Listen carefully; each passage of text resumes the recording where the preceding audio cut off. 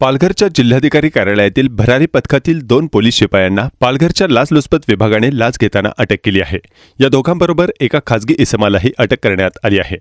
तक्रारदार याचे भागीदारी कंपनीच्या मालकीचे खडी वाहतूक करणारे 2 हायवा वाहने सोमवारी विरारच्या शिरसाट नाका या ठिकाणी पोलीस शिपाई दत्ता माधवराव शिंदे वय वर्ष 32 आणि पोलीस शिपाई श्रीराम सूर्यभान डाकुरे वय वर्ष 31 यांनी अडवली होती।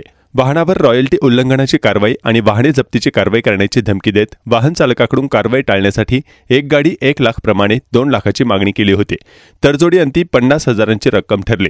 तक्रारीच्या अनुषंगाने आज पहाटे 2:30च्या दरम्यान तक्रारदाराकडून पोलीस शिपाई दत्ता माधवराव शिंदे आणि पोलीस शिपाई श्रीराम सूर्यभान डाकुरे यांनी खासगी इसम तृणाल धनु यांच्यामार्फत लाच स्वीकारताना पालघरच्या लाचलुचपत विभागाने रंगेहात पकडला।